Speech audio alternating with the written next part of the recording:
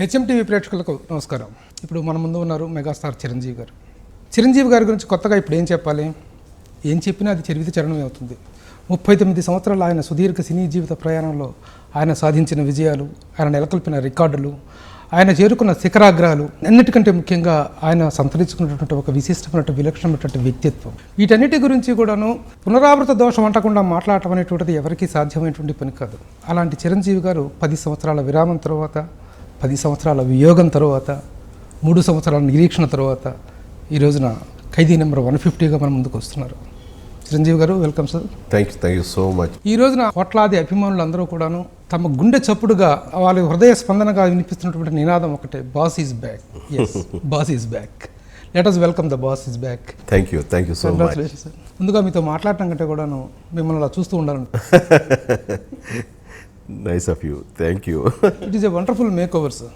ఎందుకంటే ఏదో సినిమాలో నటిస్తాం, ఇన్ని సంవత్సరాల తర్వాత మళ్ళీ మీరు కెమెరా ముందుకు రావటం అనే కానీ ఏదో రంగేసుకొని కెమెరా ముందుకు వచ్చేస్తారు, నటించేస్తారని కాకుండా ఒంటిని వింటిలాగా మలిచారు మీరు. గాడి తప్పిన శరీరాన్ని ఒక గాంధీవం లాగా నిలబెట్టారు. How this make over is possible for you sir? ప్రేక్షకులు ఎలా చూడాలని కోరుకుంటారో, నన్ను ఎలా చూస్తే వాళ్ళని నేను రంజింప చేయగలను, ఏ రకంగా నన్ను నేను ఆవిష్కరించుకుంటే వాళ్ళు నన్ను ఆస్వాదిస్తూ చూస్తారు, ఇవన్నీ దృష్టిలో పెట్టుకున్నప్పుడు మనం వాళ్ళకి అన్ని రకాలుగా అనుగుణంగా వాళ్ళు అనుకున్న విధంగా మనం మార్పు చెందాలి, రూపాంతరం చెందాలి అన్న ఒక దృఢ సంకల్పం లాస్ట్ 10 months to 1 year లోపల నేను చేసినటువంటి ప్రయత్నం ఈ రోజున మీరందరూ ఇలా ఎప్రిసియేషన్ నన్ను ప్రశంసలు కురిపిస్తుంటే దానికి కారణం. Very happy. అది శారీరక వ్యాయామం కానివ్వండి, ఆహారపు అలవాట్లు కానివ్వండి, ఇవన్నీ కూడాను ఈ 10 ఏళ్ల సంవత్సరాల్లో కొంచెం నిర్లక్ష్యం చేసిన మాట వాస్తవం, అవన్నీ కొంచెం గాడి తప్పిన మాట వాస్తవం. కాబట్టి తిరిగి వాటిని గాడిలో పెట్టడం కోసంగా నేను తీసుకున్న ఆ శ్రద్ధ ఈ రోజున ఈ సినిమాలో ఇంతమంది ఇలా ప్రశంసిస్తూ ఎస్ బాగా కనబడుతున్నాడు. అది లాస్ట్ ఫిలిమ్స్ శంకర్దాదా జిందాబాద్ కానీ లేకపోతే స్టాలిన్ ఠాగూర్ ఈ సినిమాలు కాదు, దాని ముందు సినిమాలు చూడాలని ఉంది, గ్యాంగ్ లీడర్ ఆ రకంగా ఉన్నాడని అంటుంటే రియల్గా చాలా చాలా సంతోషంగా ఉంది. వాళ్ళు చూపిస్తున్న ప్రేమ అభిమానం నాకు చాలా ఎనలేని ఉత్సాహంగా అనిపిస్తుంది. శరీరాన్ని ఈ విధంగా మలుస్తున్నటువంటి మామూలు విషయం కాదు, మామూలుగా సాధ్యపడేటువంటి కదండి. ఎందుకంటే మీ క్రమశిక్షణ, మీ పట్టుదల, మీ స్వయం కృషి అనేటువంటి 1980s ఆ ప్రాంతంలో యూత్ మొత్తానికి కూడాను ఒక రోల్ మోడల్ మీరు. ఎస్, ఆ రోల్ మోడల్షిప్ అనేటువంటిది ప్రతి విషయంలోనూ వాళ్ళు అన్వయించుకున్నారు.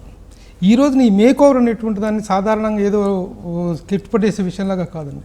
ఈ మేక్ ఓవర్ అనేటువంటిది కూడా ఒక రోల్ మోడల్ లాగా అదుపు తప్పిన శరీరాన్ని అదుపాగ్యంలోకి తెచ్చుకోవటం ఎలా అనేటువంటి దానికి మీరు ఇప్పుడు ప్రస్తుతం ఒక రోల్ మోడల్గా రావడం అనేటువంటిది రియల్లీ గ్రేట్.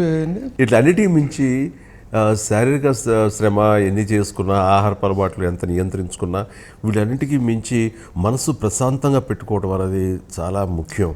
ఆ రకంగా మనసు ప్రశాంతంగా హాయిగా ఉంచుకోవటం అనేది దాని రిజల్ట్ మొహం మీద కూడా కనబడుతుంది. అందుకనేమో మీరు అన్నటువంటి ఈ విషయంలో రామ్ చరణ్ మీకు గైడ్ అవ్వటం అనేటువంటిది మీకు ఎలా? ముఖ్యంగా ఎక్సర్సైజ్ చేయడం విషయంలో మాత్రం తను దగ్గరుండి అన్ని రకాలుగా నన్ను చూసుకుంటూ సూచనలు ఇస్తూ, టిప్స్ ఇస్తూ, కొన్ని హెల్త్ టిప్స్ ఇస్తూ ఆ రకంగా నాకు చాలా హెల్ప్ అయ్యాడు.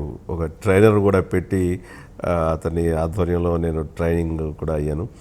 అట్లాగే ఇంకా ఆహారం సంబంధించి సురేఖ తనకున్న నాలెడ్జ్ తోటి ఏది బెస్ట్ అనే దాని మీద తను చూసుకుంటుంది. అందుకని మనం ఇలాంటి నిర్ణయం తీసుకున్న తర్వాత మళ్ళీ కంబ్యాక్ ఫిల్మ్కి మనం ఫిట్గా ఉండాలి అనుకున్న నిర్ణయం తీసుకున్న తర్వాత ఇంట్లో వాళ్ళ కోఆపరేషన్ చాలా అవసరం. ఆ రకంగా సురేఖ, చరణ్ బాబులు నాకు చాలా హెల్ప్ అయ్యారు. Khaidi number 150 the most awaited film. మీ కంబ్యాక్లోనే కాకుండాను మీరు చేసినటువంటి గతంలో చేసినటువంటి సినిమాలు శంకర్దాదా ఎంబీబీఎస్ కానీ, అంతకుముందు ఠాగూర్ కానీ, ఇవన్నీ కూడా సోషల్ అవేర్నెస్, సోషల్ రిలవెన్స్ ఉన్నటువంటి కథాంశాలు తీసుకొని చేస్తూ వచ్చారు మీరు. ఇప్పుడు ఈ కాన్సెప్ట్లో కూడాను ఆ టచ్ అనేటువంటిది ఏం మేరకు ఉండబోతుంది? అండ్ ఇప్పుడు యాజ్ ఇట్ ఈస్గా ఈ సినిమా కథ అన్ని రకాల కమర్షియల్ హంగులు ఉన్నా కానీ ముఖ్యంగా హార్ట్ అంటాం మనం, సోల్, ఎమోషన్, అది బలంగా లేకపోతే కనుక ఈ హంగులని కూడా నిలబడే కావు. ఇవన్నీ కేవలం అలంకారాలే. ఎనీ ఫైట్స్ కానీ, సాంగ్స్ కానీ, స్టెప్స్ కానీ, ఇవన్నీ కూడాను, కామెడీ కానీ. బట్ ముఖ్యంగా రైతులకు సంబంధించినటువంటి సమస్యని ప్రస్తావిస్తూ దానికి భరోసాగా రైతులకు భరోసాగా నిలబడుతూ వాళ్ళ సమస్యకి పరిష్కార మార్గంగా హీరో చేసే ప్రయత్నం అన్నది ఇందులో మాకు చాలా చాలా బలమైన పాయింట్. అంటే రైతు ఈ రోజున చాలా విధాలుగా దోపిడీకి గురవుతున్నాడు, చాలా విధాలుగా అన్యాయానికి గురవుతున్నాడు అండి. ఒక పురుగు మందుల విషయంలో కానీ, కల్తీ మందుల విషయంలో కానీ, బలవంతపు భూసేకరణ విషయంలో కానీ, ఏ విషయంలో సరే రైతు అనేటువంటి వాడిని టార్గెట్ చేసి రైతుకు జరుగుతున్న అన్యాయం ఒక విధంగా కాదు, చాలా కోణాల్లో జరుగుతుంది. మీరు స్పృశిస్తున్నటువంటి కోణం ఏంటి ఇందులో? ఈ సినిమాలో రైతుల భూసేకరణ విషయంలో చాలా అన్యూ అడ్వాంటేజ్ తీసుకుంటూ రైతుల అమాయకులైన రైతుల్ని ఎక్స్ప్లాయిట్ చేసే విధంగా వాళ్ళకి అన్యాయం జరుగుతున్న నేపథ్యంలో, అంటే కార్పొరేట్ సంస్థలు వాళ్ళ ఫ్యాక్టరీస్ కానివ్వండి, వాళ్ళ ఇండస్ట్రీస్ పెట్టుకోవడానికి పంట భూముల్ని వాళ్ళు కబ్జా చేయటం అనేది, వాటిల్ని వాళ్ళు హస్తగతం చేసుకోవడానికి చేసే కుతంత్రాలకి ఎదురు నిలబడే ఒక హీరో క్యారెక్టర్ ఇది. చాలామందికి వాళ్ళ భూములు పోతున్నాయి, ఏ భూమిని అయితే నమ్ముకున్నారో, ఏ భూమి అయితే వాళ్ళ భావితరాలకు కానీ వాళ్ళకి కానీ ఒక అండగా ఉంటుందో అలాంటి భూములు లేకుండా పోయి వాళ్ళు చాలా నిర్లక్ష్యానికిను గురవుతున్నారు. అలాంటి సమయంలో వాళ్ళకి అండదండలుగా నిలబడేటువంటి క్యారెక్టర్. సో అది చాలా నన్ను ఆకట్టుకున్న అంశం. ఈ సినిమా ఏమైనా చేయాలి, ఈ కథ ఇంత బాగుంది అంటే కనుక కారణం ఈ రైతు సమస్యలకు సంబంధించినటువంటి అంశం. ఇన్ని సంవత్సరాల తర్వాత ఒక చిరంజీవిని చూడటమే చాలా ఆనందదాయకం, చాలా ఎగ్జైటింగ్ మ్యాటర్. అది ఎలాంటిది, ఇద్దరు చిరంజీవి ఉంది, డబుల్ ధమాకా. Double characters. ఇది అనుకోకుండా జరిగింది. ఇది సినిమా తిరిగి చేయాలి అని ఆలోచిస్తున్న ఈ సమయంలో చాలా కథలు నేను విన్నాను. ఆ కథలు ఏవి కూడాను నన్ను పూర్తిగా ఆకట్టుకోలేకపోయాయి, నన్ను ఎగ్జైట్కి గురి చేయలేకపోయాయి. అందుకని చూస్తున్న ఈ తరుణంలో కత్తి సినిమా నేను చూడటం జరిగింది. కత్తి సినిమాలో కథనం కానీ, ఆ సమస్య ఇది కానీ నన్ను చాలా బాగా ఆకట్టుకుంది. అందుకనే ఈ సినిమా ఏవైనా సరే చేయాలి, నేను కంబ్యాక్ ఫిల్మ్గా చేసే సినిమా ఏదైనా ఉందంటే కనుక ఈ సినిమాయే అని నేను నిర్ణయించుకోవడం జరిగింది. ఆ సినిమాలో కొంచెం డ్రైగా వెళుతుంటుంది, అంటే ఈ కమర్షియల్ హంగులు చాలా తక్కువ. మురుగదాస్ ఏమైనా తీసినా సరే కమర్షియల్ హంగులతో తీస్తాడు కానీ నా నుంచి కోరుకునే రేంజ్లో ఉండదు. సో అవన్నీ కూడాను వివి వినాయక్ లాంటి డైరెక్టర్ అయితే కనుక చక్కగా పొందుపరుస్తాడు, అభిమానులు కోరుకునే విధంగా నన్ను తెర మీద చూపిస్తాడు, ఆ రకంగా నన్ను ప్రజెంట్ చేస్తాడు. కమర్షియల్ రిక్వైర్మెంట్స్ ఏవైతే ఉన్నాయో వాటిని మిస్ అవ్వకుండా the same time the message is also properly conveyed అనే రేంజ్లో. ఎస్, ఆ రకంగా చేయడానికి వివి వినాయక్ అయితే బాగుంటుందని అనుకోవటం, వివి వినాయక్ వెంటనే దీనికి సంతోషంగా యాక్సెప్ట్ చేయటం, ఇవన్నీ కూడా జరిగిపోయాయి. అదే అనుకున్న విధంగా వినాయక్ చాలా బాగా ప్రజెంట్ చేశాడు ఈ సినిమాని. ఇంత పెద్ద ఎత్తున ఈ రోజున సినిమా రిసీవ్ చేసుకుంటున్నారు ప్రజలు అంటే కనుక, ప్రేక్షకులు, అది నిజంగా కథతో పాటు వినయ్ కృషి, వినయ్ నన్ను ప్రజెంట్ చేసిన విధానం, ఇవన్నీ కూడా దోహదపడ్డాయి. సో చిరంజీవి గారు అంటే ఫైట్స్, చిరంజీవి గారు అంటే డాన్స్, చిరంజీవి గారు అంటే ఒక బాడీలో ఒక లబ్జుతనం. ఇంతవరకు ఎంతమంది హీరోలు వచ్చినా సరే చిరంజీవి గారు డ్యాన్స్లో ఉండేటువంటి ఆ మూమెంట్స్లో ఉండే లబ్జుతనం అనేటువంటి ఏ హీరోను లేదు. Of course the young heroes are doing, but కానీ చాలా బాగా చేస్తున్నారు. కానీ చిరంజీవి గారి బాడీలో ఉన్నటువంటి లబ్జుతనం అనేటువంటిది మాత్రం మిస్ అవుతుంది ఇందులో. మళ్ళీ again what best where going to watch. Of course already ప్రేక్షకులు చూస్తున్నారు డ్యాన్సెస్లో, వాటిలో కానీ నేను విరగదీసుకుని చేశాను అని చెప్పను, కానీ చిన్న చిన్న క్యూట్ స్టెప్స్ తోటి, ఆ చిన్న హోయిలతోటి, మీరన్న ఆ లబ్జుతనంతో, ఆ గ్రేస్ తోటి డెఫినెట్గా వాళ్ళు చిరంజీవి నుంచి ఏం ఎక్స్పెక్ట్ చేస్తారో అవన్నీ కూడా వాళ్ళకి క్యాటర్ చేయడం జరిగింది. ఆ రకంగా I'm very happy. The same time dialogue కూడా అండి, dialogues are also very important. And when we are going to say సమాజానికి ఒక సే చెప్తున్నప్పుడు ఆ పవర్ పంచి ఉండాలి, అట్ ద సేమ్ డైలాగ్లో ఒక డెప్త్ ఉండాలి. మనం చెప్పాలనుకున్న అంశాన్ని ఆ డైలాగుల్లో చాలా స్ట్రాంగ్గాను బలీయంగా ఉన్నప్పుడే అది ప్రజలకు రీచ్ అవుతుంది. ఆ రకంగా డైలాగుల విషయంలో బుర్రా సాయి మాధవ్ అండ్ వేమారెడ్డిలు చాలా మంచి సపోర్ట్గా నిలిచారు. ఆ రకంగా ఇది ఇంటర్వెల్ సీక్వెన్స్ కానివ్వండి, బిగినింగ్లో రైతుల గురించి అదర్ హీరో చేసే ప్రయత్నం, చెప్పే మాటలు కానివ్వండి, ఎండ్లో మళ్ళీ ప్రెస్ని అడ్రస్ చేస్తూ మాట్లాడే మాటలు కానివ్వండి, రైతు ఏంటి, రైతు యొక్క ప్రాముఖ్యత ఏంటి, రైతాంగం యొక్క ప్రాధాన్యత ఏంటి, రైతు వెన్నెముక లాంటి రైతు ఎలా సఫర్ అవుతున్నాడు అన్నప్పుడు అతని ఇంపార్టెన్స్ గురించి తెలియచెప్పడం కానివ్వండి, ఇవన్నీ కూడా చాలా ఆకట్టుకునే విధంగా చాలా స్ట్రాంగ్గా వచ్చింది. అంటే రైతు సమస్యల పట్ల మీ క్యారెక్టర్ అంతా స్పందించడానికి మీరు రైతు అయింది, రైతు బిడ్డని ఒక క్యారెక్టర్, రైతు బిడ్డ, రైతు ఇంకో క్యారెక్టర్ ఒకప్పుడు రైతాంగం చూసుకునేవాడు, ఆ తర్వాత పల్లెటూళ్ళు వ్యవసాయం చేయలేక అక్కడి నుంచి వాళ్ళు సిటీకి వచ్చినటువంటి మైగ్రేట్ అయినటువంటి వాళ్ళు. రెండు పాత్రల మధ్య వేరియేషన్. ఆ సినిమాలో మనం చెప్పింది ఏంటంటే ఈ రోజున సిటీలో ఉన్నటువంటి అర్బనైజ్డ్ పీపుల్ ఎవరైతే ఉన్నారో వాళ్ళందరూ మూలాలు ఖచ్చితంగా పల్లెటూరు నుంచి వచ్చినవి. అది ఒక సందర్భంలో ఒక జర్నలిస్టుని నా మీద ఏదో ఒక ఆవేశంగా మాట్లాడుతుంటే కనుక నేను పిలిచి, ఏదో పల్లెటూరు సమస్య మాకెందుకండి, ఇక్కడ మాకే బోల్డ్ సమస్యలు ఉన్నాయి సిటీలో అన్నప్పుడు, నువ్వు సిటీ అని నువ్వు ఈ రోజున క్లెయిమ్ చేసుకుంటున్నావు, మీ ఫాదర్ దేవురు సో అండ్ సో టౌను, మీ తాతగారి దేవురు సో అండ్ సో పల్లెటూరు, అంటే నీ మూలాలు ఎక్కడ పల్లెటూరు నుంచి వచ్చినాయి. కాబట్టి నువ్వు విలేజ్ రూట్స్ అని ఒక మాట అన్యాపదేశంగా వాడావు. విలేజ్ రూట్స్ మీకు అందరికీ కారణం, కాబట్టి విలేజెస్ గురించి తక్కువ చేసి మాట్లాడద్దు అని తెలియజెప్పేసి డైలాగ్ చాలా హెచ్చరికలా ఉంటుంది. అండ్ ఈరోజు మనందరం కూడా పల్లెటూళ్ళ నేపథ్యం నుంచి వచ్చిన వాళ్ళమే. మనం కాకపోతే మన తండ్రులు కాకపోతే మన తాతలు. కాబట్టి పల్లెటూళ్ళని కానీ పల్లెటూళ్ళలో ఉండే ప్రముఖంగా ఉండే వ్యవసాయం గురించి కానీ ఎవరు తక్కువ చేసి మాట్లాడదు. ఈరోజు మనం భోజనం చేస్తున్నామన్నా ఏమి తింటున్నామన్నా సరే ప్రతి గింజ నుంచి ప్రతి కాయగూరల దగ్గర నుంచి ప్రతిదీ మనకి పల్లెటూరు నుంచి వచ్చినవి. వ్యవసాయదారులు పండిస్తేనే ఈరోజు మనం కడుపుండా భోజనం చేయగలుగుతున్నాం అనేది చక్కగా చెప్పినటువంటి కథాంశం. ఇంతవరకు మీరు చేసిన కథాంశాల్లో చాలా వాటిలో ముఖ్యంగా before the going in to politics చేసినవన్నీ కూడా సోషల్ రిలవెన్స్ ఉన్నటువంటి సబ్జెక్ట్స్ చేస్తూ వచ్చారు. But this is much taking you to the rural and to the రైతు అంటే రూరల్. ఆ రైతుల యొక్క మిమ్మల్ని ఓన్ చేసుకునేటువంటి ఎక్స్పెక్టేషన్స్ ఏమాత్రం సఫలమవుతాయి? ఖచ్చితంగా రైతులు ప్రతి ఒక్కళ్ళు నన్ను ఓన్ చేసుకుంటారు. అరే మన తరపున భరోసాగా ఇచ్చే ఒక కథాంశంతో ఒక సినిమా రూపుదిద్దుకుంది అండ్ నిజమే కదా తను చెప్పేది ప్రతిదీ కరెక్టే కదా అంటూ ప్రతి రైతు కూడాను రొమ్ము విరుచుకొని ధైర్యంగా ఉండే ఇది.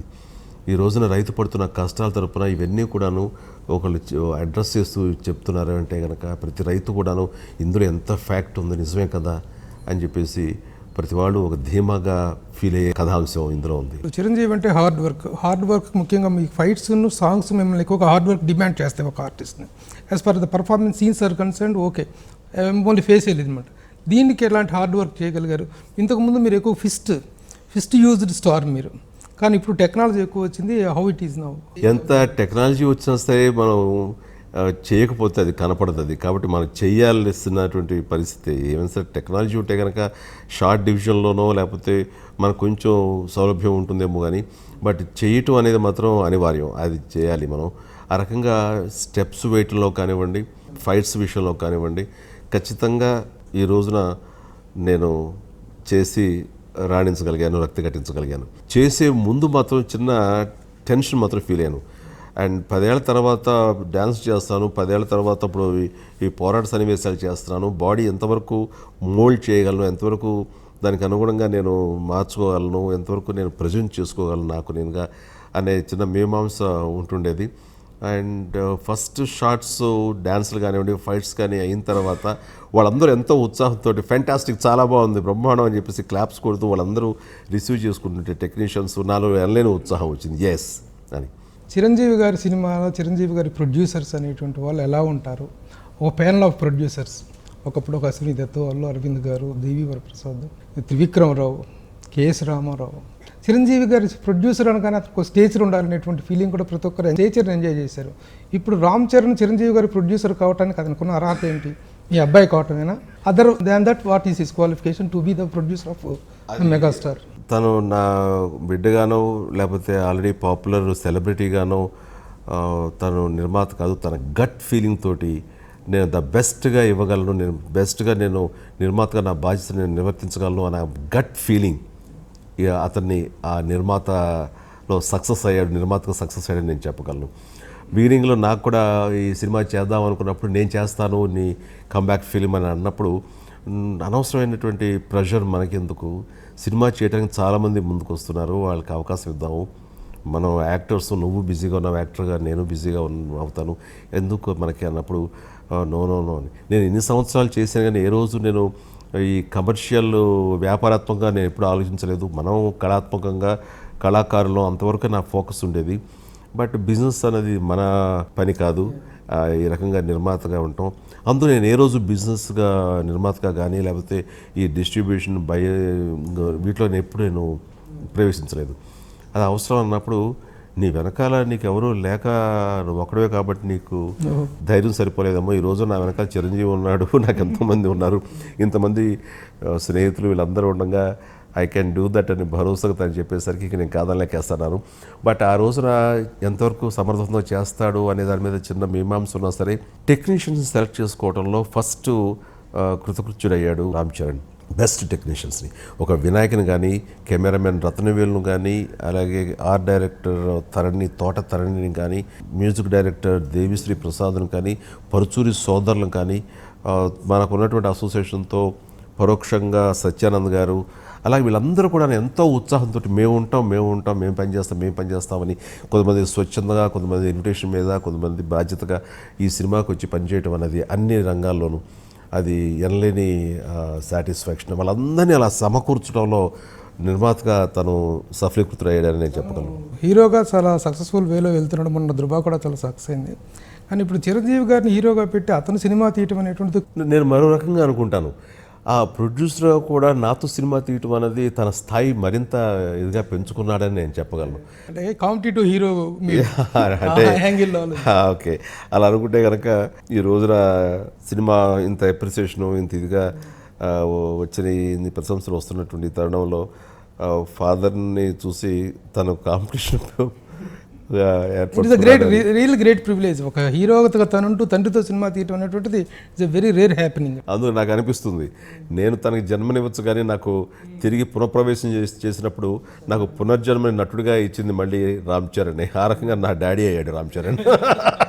చిరంజీవి గారు in the Indian film industry ఎవరికి లేని ప్రివిలేజ్ మీద 7 హీరోల మెగా కాంపౌండ్ మీద కపూర్స్ ఫ్యామిలీ కొంతవరకు ఉన్నప్పటికీ కూడాను ఒక డైనాసిటీలో ఇంతమంది హీరోస్ అనేటువంటి వాళ్ళు రావటం it's the dynasty of Chiranjeevi, it is the compound of Chiranjeevi అనేటువంటి పదం దాటిపోయి కూడా ఒక ఇదిలోకి వెళ్ళిపోతుంది. ఒక జనరేటర్గా మీరు ఎలా ఫీల్ అవుతున్నారు? నేను ఒంటరిగా ఈ ఫిల్మ్ ఇండస్ట్రీకి వచ్చిన వాడిని ప్రతి అడుగు ఆచితూచి వేశాను, ప్రతి విజయం గుండెలో పెట్టుకున్నాను, ప్రతి అపజయాన్ని నాకు బలంగా చేసుకుంటూ అలాంటి తప్పిదాలు జరగకుండా ఆ రకంగా నన్ను నేను బలోపేతం చేసుకుంటూ అడుగులు ముందుకు వేసి వెళ్తాను. నేను ఈ రోజున చూసుకుంటే చిరంజీవిగా నువ్వేమి సాధించావు అంటే, నేను వీళ్ళందరినీ చూసుకుంటూ ఇంతమందిని సాధించాను, ఇంతమందికి నేను కేంద్ర బిందువునయ్యాను, ఇంతమంది నేను గర్వపడేలాగా వాళ్ళు కష్టాన్ని నమ్ముకుని వాళ్ళు కూడాను అభిమానుల గుండెలో చోటు సంపాదించుకుంటున్నారు.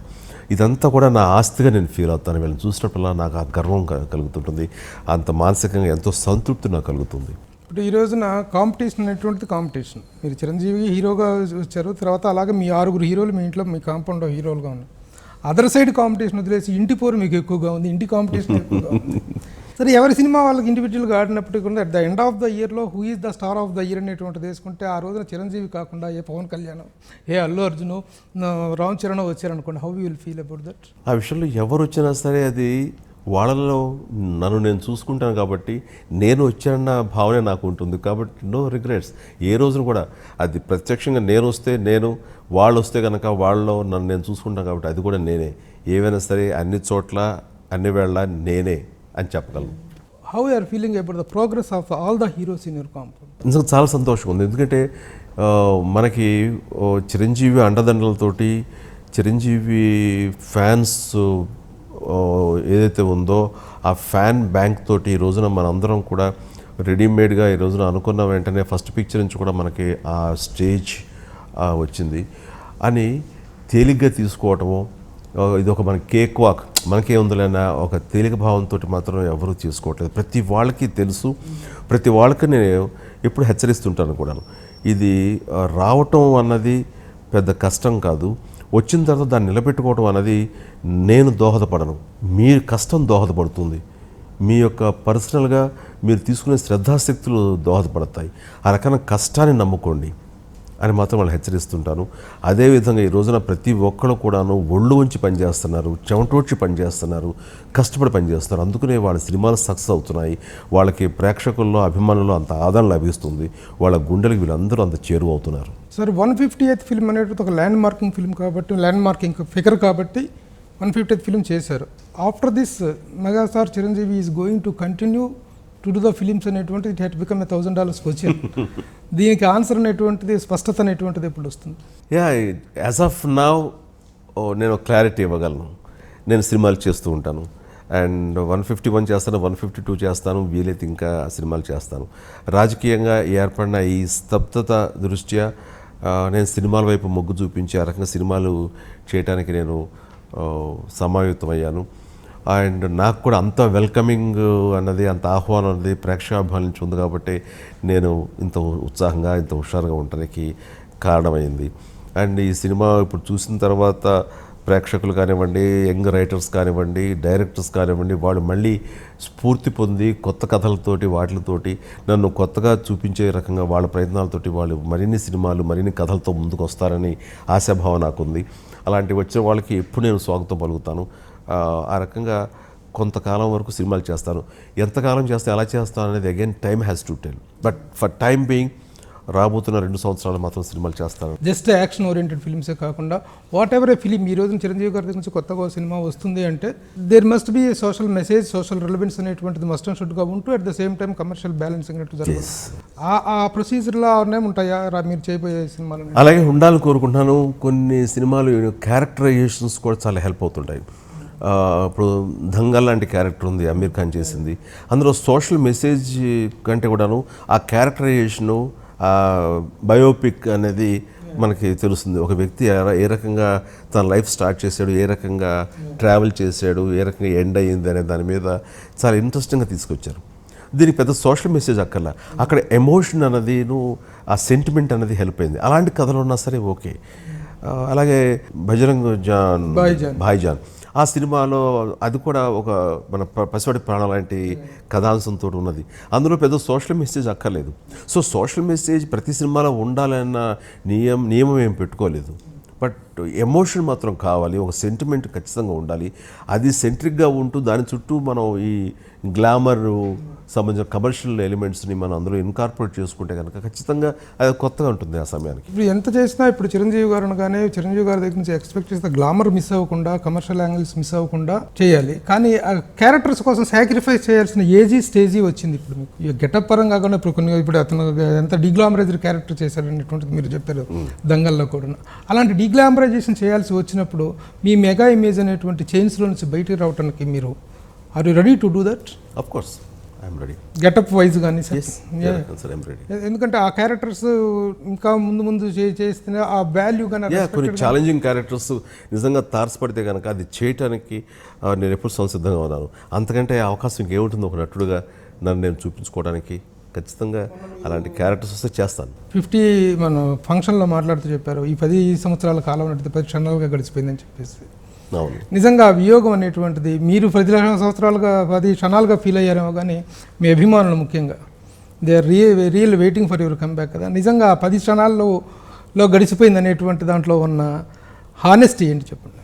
Is it true that you have spent so easily? చెప్పాలి ఇక్కడ ఆ గ్యాప్ అన్నది నేను మరో రంగంలోకి వెళ్ళటం మూలంగా అందులో బాధ్యతలు నిర్వహిస్తున్న ఈ రూపేణ నేను అక్కడ ఫుల్గా ఆక్యుపై అయ్యాను కాబట్టి పక్క దృష్టి సారించలేకపోయాను. కాబట్టి ఆ పీరియడ్లో కూడా నేను ఆ పదవులు కానీ ఆ బాధ్యత కానీ తీసుకున్నప్పుడు నాకు అంత సంతృప్తిగా నేను చేయగలిగాను. అలాగే ఇప్పుడు అక్కడ స్తబ్దత ఏర్పడిన దృష్ట్యా ఇక్కడ స్వాగతం నాకు దక్కినటువంటి ఈ నేపథ్యంలో ఇక్కడ చేయటం అనేది జరిగింది. సో 10 సంవత్సరాలనే కాలం ఉంది.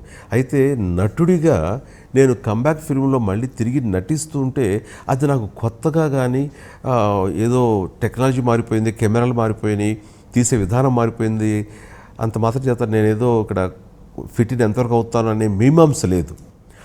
అది ఆలోచిస్తే నిన్న మొన్న శంకర్ దాదా జిందాబాద్ చేసి ప్యాకప్ అయిపోయిన తర్వాత మళ్ళీ నెక్స్ట్ డే మేకప్ వేసుకుని ఖైదీ నెంబర్ 150 సినిమా చేస్తుంటే నాకు ఆ ఫీలింగ్ ఉంది.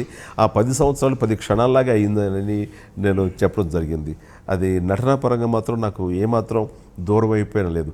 లేకపోగా ఈ సెట్లోకి ఎంటర్ అవ్వగానే ఈ కెమెరా, ఈ అట్మాస్ఫియర్, లైట్స్, సౌండ్స్ ఇవన్నీ వింటుంటే కనుక తెలియని ఉత్సాహం, ఉత్తేజం వచ్చింది. ఇది కదా మన ఏరియా, ఇది కదా మన పిచ్, ఇక్కడ కదా మనం బ్యాటింగ్ చేయాల్సింది అన్న ఫీలింగ్ కలిగింది. అరగా ఐఎమ్ వెరీ హ్యాపీ. ఇందాక చెప్పారు స్తబ్దత ఏర్పడింది రాజకీయంగా అని చెప్పేసి. ఆ స్తబ్దత అనేటువంటిది కంటిన్యూ అవుతుందా, లేకపోతే ఈ సినిమాలతో వాటితోటి ప్యారలల్గా రన్ అవుతుందా మీ రాజకీయ? అది నేను 2 వైపులా న్యాయం చేయాలనే ప్రయత్నమే.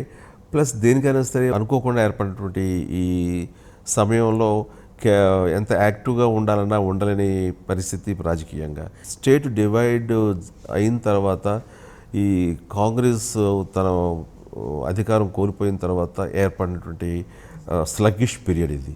సో ఈ పీరియడ్లో నేను ఈ అవకాశం తీసుకున్నాను. అండ్ మళ్ళీ ప్రజల్లో కాంగ్రెస్ నిలబడి కాంగ్రెస్ యాక్టివ్ అయిన తర్వాత, కాంగ్రెస్ మళ్ళీ పుంజుకున్న తర్వాత, అధికారంలో రేపొద్దున వచ్చే అవకాశాలు ఉన్నప్పుడు మళ్ళీ కాంగ్రెస్లో నా వంతు బాధ్యత పైవాళ్ళు హైకమాండ్ నిర్దేశిస్తే అది పెర్ఫామ్ చేసి అందులో కూడా యాక్టివ్గా ఉండడానికి ప్రయత్నిస్తాను. ఆ సమయంలో కూడాను ఈ ఫిల్మ్ని వదులుకుంటాను నేను అనుకోవట్లేదు. ఎస్, నేను చేయగలను. రెండు సైమల్టేనియస్గా న్యాయం ఆ రోజున సినిమాలు వదిలేస్తున్నానని చెప్పేసి వెళ్ళారు. ఎందుకంటే పూర్తి స్థాయిలో మీరు నేను what I mean to say, సినిమాలు చేయని మాట తప్పటం అనేటువంటిది సినిమా ఇండస్ట్రీలో సర్వసాధారణం. ఎందుకంటే నాగేశ్వరరావు గారు కానీ, సోహన్ బాబు గారు కానీ, వీళ్ళందరూ కూడాను this is the field that attracts you back, not because that you fail are there, ఆ స్తబ్దత గురించి కాదు, that is the welcoming of course. అంటే నేను ఒక పార్టీ పెట్టినప్పుడు పార్టీ ప్రెసిడెంట్గా ప్రజారాజ్యం పార్టీలో పూర్తి స్థాయిగా నేను వెళ్ళకపోతే కనుక అక్కడ న్యాయం చేసిన వాడిని అవ్వను. అక్కడ నేను నాకు పూర్తిగా నేను దానికి టైం కేటాయించాలి. సో నా సమయం దొరకలేదు. ఆ టైంలో నేను సినిమాల మీద పూర్తిగా కేంద్రీకరించలేని పరిస్థితి. బట్ ఇప్పుడు పార్టీ ప్రెసిడెంట్ని కాదు, పార్టీ నాది కాదు, నేను మెర్జర్ చేసిన తర్వాత నా బాధ్యతలు, నా డ్యూటీసు కుదించబడ్డాయి. ఇప్పుడు నాకు సమయం దొరుకుతుంది కాబట్టి ఇప్పుడు చేసే అవకాశం ఉంది, చేస్తున్నాను. ఉన్న ప్రీ రిలీజ్ ఫంక్షన్ తర్వాత కొన్ని అపోహలు తొలగిపోయి కొన్ని ఇవి ముఖ్యంగా దాసరి నారాయణరావు గారికి మీకు మధ్య ఏవో మనస్పర్ధలు కానీ అభిప్రాయ భేదాలు కానీ ఉన్నాయనేటువంటి ఒక అభిప్రాయం ఉన్నది. అది పూర్తిగా తొలగిపోయింది అనేటువంటి భావన మొన్నటి దీంతో కలిగింది. దాని పట్ల మీ స్పందన ఏంటి? అండ్ ఆయనకి నాకు ఎప్పుడు ఎలాంటి విభేదాలు, వ్యక్తిగతంగా డైరెక్ట్ కన్ఫ్రంటేషన్ ఎప్పుడు లేదు. ఆయన అంటే నాకు గౌరవ మర్యాదలు ఉన్నాయి. అలాగే ఎప్పుడు ఎక్కడ కనిపించినా సరే నాతో ఆయన ఆప్యాయంగా, ఆత్మీయంగా ఆయన మాట్లాడతారు. సో మధ్యలో వచ్చేటువంటి గ్యాప్లో ఆయన మాట్లాడిన పలు సందర్భాల్లో దాంట్లో అంతరార్థం తీసుకుని మీడియా సృష్టించినటువంటి ఇది చేసిన ఒక ఇదే తప్ప, యాక్చువల్గా అయితే ఆయన అడిగినా లేకపోతే ఇంకో రకంగా నన్ను అడిగినా సరే మా మధ్య అలాంటి పొరపచ్చలు లేవు. అది కేవలం మీడియాలో ఫ్యాబ్రికేట్ చేయబడినటువంటి కాబట్టి లేదు. ఆయన నేను డైరెక్ట్గా కలిసి మాట్లాడుకున్న తర్వాత, వన్ టు వన్ మాట్లాడుకున్న తర్వాత ఎందుకు వస్తున్నాయి మన మధ్య ఇలాగని ఆయన చాటడం జరిగింది. నాకు అదే అనిపించింది. కాబట్టి అలాంటివి లేవు. ఇప్పుడు అలాంటి వాటికి అవకాశం ఇవ్వకూడదని మేము ఇద్దరు నిర్ణయించుకున్నాము. కాబట్టి ఆ నేపథ్యంలో మేము ఆయన మీద గౌరవార్థం ఆయన వస్తే బాగుంటుందని ఆహ్వానం చేసిన దానికి ఆయన పెద్ద మనసుతో వచ్చారు. ఆయన అక్షరాశీస్సులు పలికి ఆ రకంగా మాకు శుభాకాంక్షలు తెలిపినందుకు చాలా సంతోషం. సార్, మీ 39 సంవత్సరాల సినీ జీవితంలో మీరు రాజకీయాల్లోకి వెళ్ళకముందు చిరంజీవి అంటే ఒక గొప్ప వ్యక్తిత్వం, ఒక గొప్ప పెద్ద మనిషి, ఒక గొప్ప ఇన్స్పిరేషన్. ఎక్కడ ఎవరు ఏలెత్తి చూపటం కానీ, ఒక ఇది మాట్లాడటం కానీ, ఒక నెగిటివ్ కామెంట్ చేయటం కానీ అనేటువంటి ఉండేది కాదు అసలు. ఎందుకంటే we are the journalist witness travelled together lot. అలాంటిది రాజకీయాల్లోకి వెళ్ళిన తర్వాత every time Dick and Harry started talking about Chiranjeevi, commenting on Chiranjeevi అనేటువంటిది మీ అభిమానులకు విపరీతమైన బాధ కలిగించింది. మీకు కూడా చాలాసార్లు క్లేశం కలిగించినటువంటి సందర్భాలు ఉన్నాయి రాజకీయాల్లో. ఈ సందర్భంలో రాజకీయాల్లోకి ఎందుకు వెళ్ళాను బాబు అని చెప్పేసి రిగ్రెట్స్ ఫీల్ అయిన సందర్భం ఉందా? నేను రాజకీయాల్లోకి వెళ్ళడానికి ఎప్పుడూ రిగ్రెట్స్ ఫీల్ అవ్వలేదు. ఎందుకంటే నాకు వచ్చినటువంటి అవకాశాల్లో నేను వాటిని చక్కగా సద్వినియోగపరుచుకున్నాను. నేను చక్కగా నా పదవుల్లో ఉండగా నేను పెర్ఫామ్ చేసి నా సాటిస్ఫాక్షన్ లెవెల్కి నేను చూపించగలిగాను నా ఇది ప్రమేయం, ఇది ప్రభావం. అండ్ కాకపోతే ఒక డివిజన్ జరిగిన సమయంలో నేను అక్కడ చాలా సీరియస్గా, చాలా నిజాయితీగా, నేను సిన్సియర్గా ఈ యొక్క దీన్ని అడ్డుకోవాలని కానీ అనే ప్రయత్నం, యునైటెడ్గా ఉంచాలని ప్రయత్నం. ఒకవేళ డివిజన్ అనివార్యం అయిన సందర్భంలో ఒక అవసరం వాళ్ళు తెలంగాణ కావాలని కోరుకుంటున్నారు, ఇటు వాళ్ళేమో సెపరేట్గా ఉండటానికి ఇష్టపడినటువంటి ఈ కాన్ఫ్లిక్ట్లో కనీసం ఉభయలు హ్యాపీ ఫీల్ అయ్యేలాగా హైదరాబాద్ స్టేటే అందరికీ చాలా ఇంపార్టెంట్, దీన్ని యూటీగా చేయండి అట్లీస్ట్ కొద్ది సంవత్సరాల పాటు, ఆ తర్వాత తెలంగాణకి దీన్ని మీరు అందజేయచ్చు అని గట్టి ప్రయత్నం చేసే సందర్భంలో అది కూడా కాలేదు. ఆ లెవెల్కి నేను మనసావాచ నేను సిన్సియర్గా ప్రయత్నిస్తుంటే చాలామంది ఆంధ్ర సైడ్ నుంచి ఏం చేశాడు, ఏం ప్రయత్నం చేశాడు, పైగా వీళ్ళందరూ అవకాశవాదులు, వీళ్ళందరూ అంటూ ఆ రోజున కారు కూతలు కూస్తుంటే అవి చూసి మాత్రం నిజంగా ఇంత సిన్సియర్గా చేస్తుంటే ఇన్ని మాటలు మనం పాల్సి వచ్చింది అవసరమా అని ఆ సమయంలో మాత్రం కొద్ది కాలం నాకు అనిపించింది. అనవసరమైన మాటలు పడ్డావే అని చెప్పేసి. అసలు ఇంత కృషి చేస్తుంటే దీనికి అసలు న్యాయం లేదా, ఇలా మాటలు అంటేమైనా రాజకీయం, ఇలా మాటలు అనిపించుకోవడం రాజకీయం అని మాత్రం ఆ టైంలో అనిపించింది. కానీ బయట వాళ్ళు విభేదించడం అనేటువంటిది సర్వసాధారణం, అభిప్రాయ భేదాలు రావటం అనేటువంటిది రావటం. కానీ మీ తమ్ముడు పవన్ కళ్యాణ్ తోటి సైద్ధాంతికపరమైనటువంటి రాజకీయపరమైనటువంటి విభేదం అనేటువంటిది, సైద్ధాంతికపరమైన అభిప్రాయ భేదాలు రావటం అనేటువంటిది ఓపెన్ ఫ్యాక్ట్, అది అందరికీ తెలిసినటువంటి విషయం. ఆ సైద్ధాంతిక విభేదాలు రావటం అనేటువంటి పట్ల మీ స్పందన ఏంటి? తను సిద్ధాంతాలు వేరు, తన ఐడియాలజీ వేరు. సో సైద్ధాంతికపరమైనటువంటి అభిప్రాయాలు వేరువేరుగా ఉండడం తప్పు లేదు.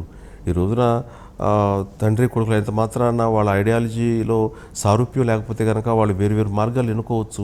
నాకు బంధుత్వం అంత మాత్రాన, ఒకే తల్లి గర్భాన మేము పుట్టినంత మాత్రాన తను నేను కలిసి ఒకే విధంగా ఉండాలన్న నియంత్రణ ఏమీ లేదు. అండ్ అలా కలిసి ఉంటే నథింగ్ లైక్ దాట్. అండ్ కాదు అని తనకి అలాంటి వాటి మీద వేరే అభిప్రాయం ఉంటే కనుక తన అభిప్రాయం ప్రకారం, తన ఆశయాల ప్రకారం తను వేరే మార్గం ఎంచుకున్నాడు. బట్ మార్గాలు ఏవైనా సరే బట్ అభిముఖంగా వెళ్ళటలేదు. ఇవన్నీ ఒకటే లక్ష్యం వైపు వెళ్తున్నాం. అంటే ప్రజా సంక్షేమం అనేటువంటిది అన్నదే ప్రధానమైన లక్ష్యం. అది ఎవరైనా అభినందించదగ్గ విషయం. బట్ ఏ మార్గాన్ని ఎంచుకుంటున్నావు, ఏ రూపంలో వెళ్తున్నావు అనేది అది నో మ్యాటర్. సో ఆ రకంగా తన ఐడియాలజీ వేరు, నా ఐడియాలజీ వేరు.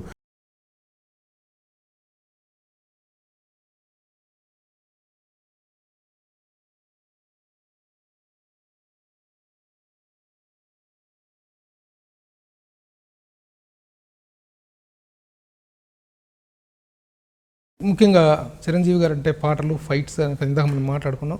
ముఖ్యంగా ఆడియో అనేది చాలా పెద్ద హిట్ అయింది. ఈ పాటల్లో మీరు హమ్ చేసుకునే పాటలు మీరు 1, 2, 3 ఇవ్వదలుచుకుంటే ఏ సాంగ్స్ ఇస్తారు ఈ మూడిట్లో?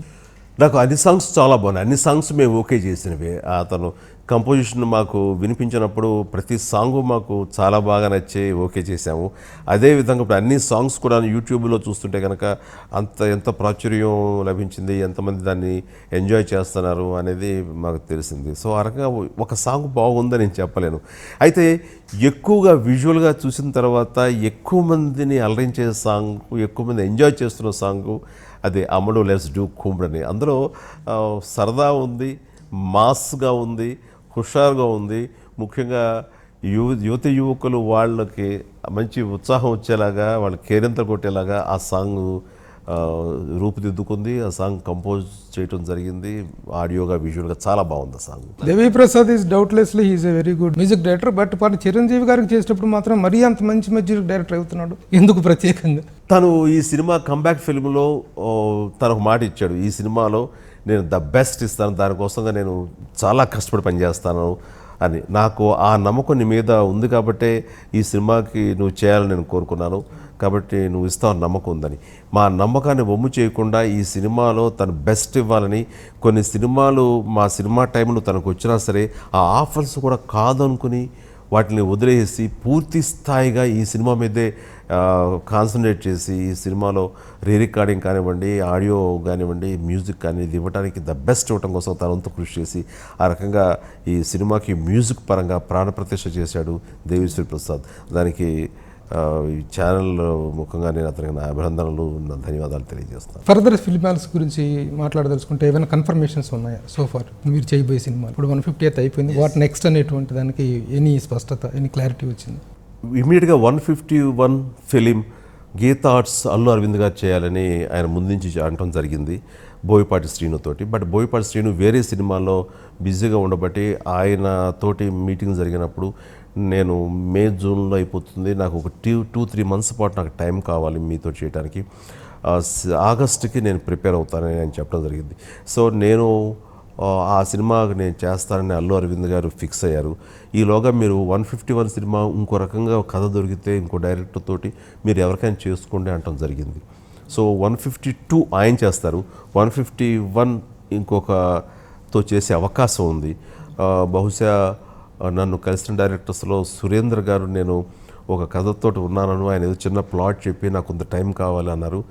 ఆయనను రామ్ చరణ్ మాట్లాడుకుని అది నా దగ్గరికి ప్రస్తావించినప్పుడు చూస్తున్నాను అది ఎంతవరకు ఓకే అవుతుంది. స్వాతంత్ర సమరయోధుడు ఉయ్యాలవాడ నరసింహారెడ్డి సినిమా అనుకోవడం ఆ తీయాలనేటువంటి కథను కూడా పరిశీలనలోకి తీసుకుంటున్నాము. పరుచూరి సోదరులు ఆ కథను మళ్ళీ ఒకసారి బయటికి తీసి దాని గురించి కూడా మనం ఒకసారి ఒకసారి ప్రస్తావిస్తాము. స్వర్గీయ పెద్దలు ఎంఎస్ రెడ్డి గారు మీతో ఆ సినిమా తీయాలని చెప్పి స్కెచెస్ కూడా వేయించి తీసుకుని పంపించడం జరిగింది. చాలా స్క్రిప్ట్ కూడా రెడీగా ఉంది. It will be great. ఇప్పుడు ప్రస్తుత పరిస్థితుల్లో మీరు ఆ సినిమా చేయడం అనేటువంటిది కూడా ఒక హిస్టారికల్ ఇది.